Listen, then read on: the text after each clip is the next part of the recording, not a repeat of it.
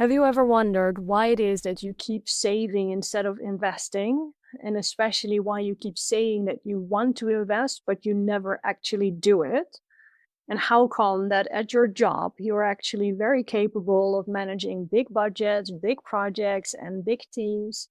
And then at house, you're capable of managing a household and children and your family. And yet, when it comes to investing or any other money topic, you suddenly feel overwhelmed or incapable or ashamed. And your fight, flight, or freeze response kicks in. And you rather stick your head in the sand, or you just pretend the topic doesn't matter anyway, or you get defensive around it. And interestingly enough, you really know that you should do something with your money, and you also know that this something is investing, yet you never really take action. So it's not about awareness, and it's also not about your ambition, because you really want to become independent from a partner or a system or your employer. And it's also not the money, because you're earning a lot of money and you have money.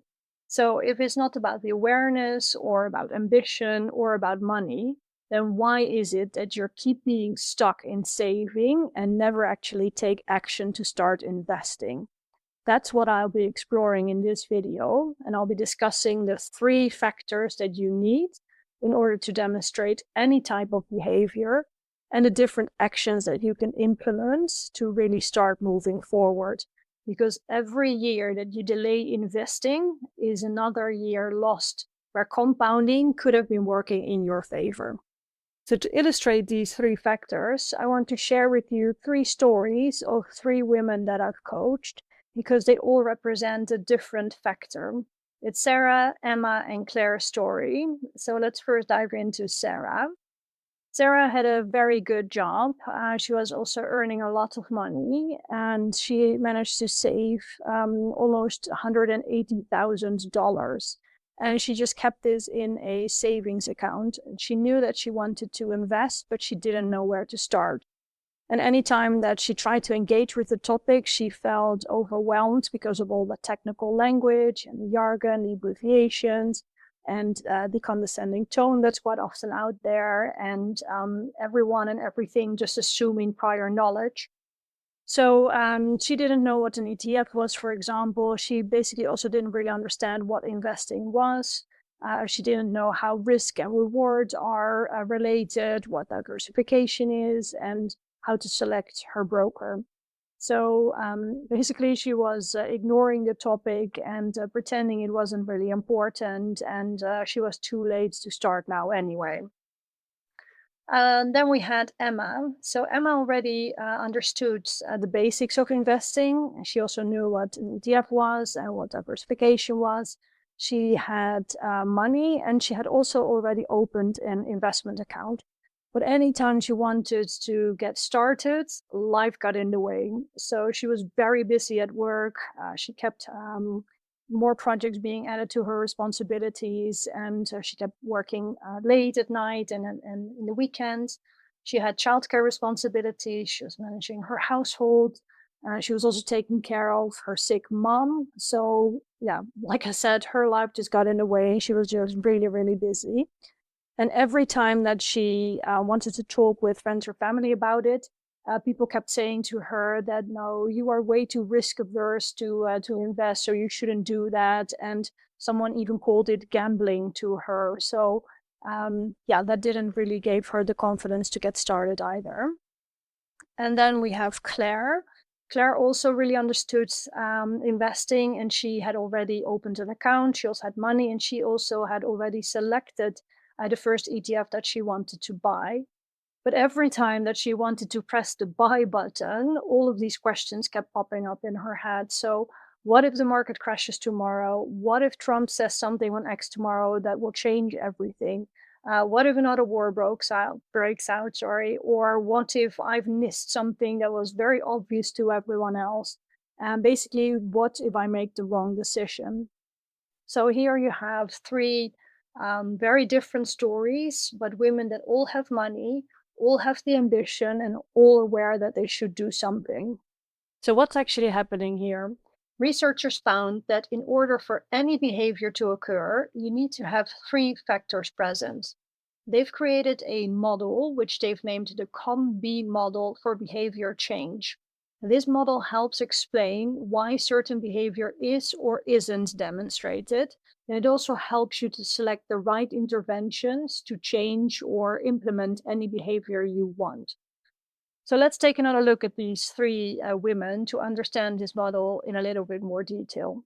So first we have Sarah, and Sarah is pretty straightforward, right? But there is a little bit more to her story that I will share with you in a minute.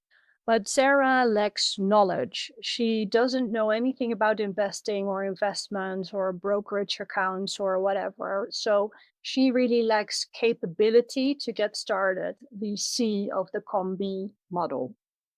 So for Emma, her life just gets in the way. She's very busy at work and very busy at home. So she really doesn't have any time in her daily life to prioritize investing. And also her social environment isn't really supportive when people call it gambling or calling her too risk averse to invest. So her daily life and her social environment aren't supportive of her desire to start investing. This is a lack of opportunity, the O of the COM-B model. And then we have Claire, and Claire is just very afraid to make that decision to push the button to buy the investment that she selected. So Claire lacks motivation, the M of the COM-B model, but this is not motivation in terms of lacking willpower. It's more around emotions and beliefs and stories that are underlying of her behavior. So as I've mentioned before, there is something more to Sarah, her story, and also to Emma's and Claire's for that matter. So Sarah lacks knowledge. So what she's doing is what every smart woman would do. She's gathering information, learning about the topic through reading, listening, and watching. And the more she learns, the more she realizes that she doesn't know anything. So she's doubling down on gathering information. But before she knew it, she was stuck in an analysis paralysis loop. And 3 years later, she was still gathering information, still learning, and her investment account was still empty. So at some point, she should have realized that she knew enough to get started.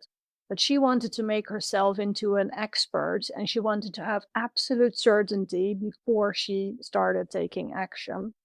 So the C of the COM-B model, the capabilities, is both about knowledge, but also about skills. So it's about theory and putting them into practice. So something similar is happening with Emma. So Emma, her social environment isn't really supportive of her starting to invest. Her daily life is very busy and her social circle doesn't really talk about investing. And when they do talk about it, it's not very positive. But what if the social environment was fine and it was actually her physical environment? So what if the bank that she has didn't offer any investments, or the country that she lives in didn't allow her to open a certain investment account or select certain investments, or the app that she wants isn't available in her country? So in that case, her physical environment would have caused a problem. So legally or practically, she wouldn't have been able to invest. This means that also the O of the COM-B model for opportunity has two sides to it, a social environment and a physical environment. And finally, we have Claire. So even if Claire gets her emotions under control anytime that the market fluctuates or Trump says something on X, she could still have underlying beliefs or stories or identities that could get in the way. So she could, for example, believe that she's a saver, or that she's a spender, and that she's not an investor, or that she should prioritize short-term spending rather than long-term investing. Or maybe she tells herself she's just bad with money.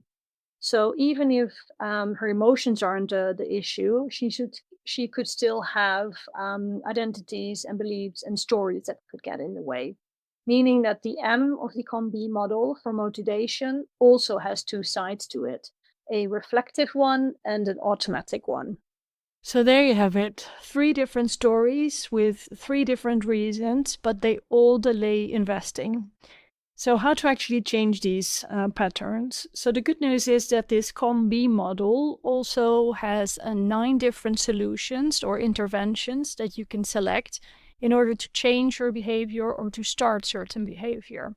So let's take another look at our 3 ladies to see what they could be doing. So if you're anything like Sarah, it might help to start with education, right? Any investing one-on-one courses to improve your knowledge. But as we've mentioned before, it's important that you not only gain knowledge and theory, but that you also apply these into practice. So develop your skills. So training is also very important. So getting a coach or following a how-to tutorial, how to open your account, how to fund your account, how to place an actual order in the system, for example, is all important to not only gain knowledge, but also build skills. And then for Sarah, it might also help to have some enablement. So for example, a starter portfolio template or a checklist that she can follow to all the steps, or automating her contributions. If you're anything like Emma, it might help to model certain behavior. So for example, finding a community with your peers where you discuss investing, investments, and where you can ask questions in a safe space, and where investing is modeled as normal behavior. Environmental restructuring might also help. So putting reminders in your calendar of when you will do your investing, or putting your brokerage app on the home screen of your phone, or finding a quiet space or creating a quiet office space where you can look at your investments undisturbed. And restriction might also help, and this could both be in rules and also in limiting certain behavior. So certain rules is, for example, I only buy when, or I only sell when, or I wait 24 hours before I buy something, or I always contribute 20% of my income to my investments. All these rules prevent you from having to think about this every time that you engage with the topic, so it makes it a little bit easier to get started. Limiting your behavior so that you have less to spend and more to invest might also help. So, for example, lowering your credit card limits, or deleting your Klarna account, or deleting shopping ads from your phone, or deleting saved credit card information from websites. And if you're anything like Claire, persuasion might really help. So a little bit of a positive nudge to get you started. So for example, showing you or looking up yourself how your money could compound over 20 years, for example. Because if you see that number, that might really pull you forward.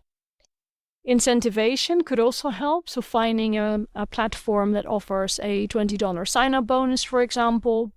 And coercion might also help. So seeing the negative effects of not investing.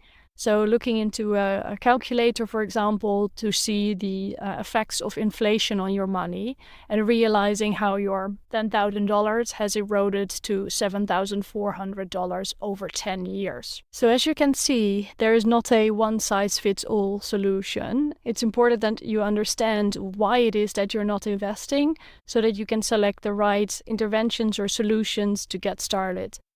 So now you also have a choice to make. You can either keep waiting, or you can take action. So look into if you need more capability, more opportunity, or more motivation to get started.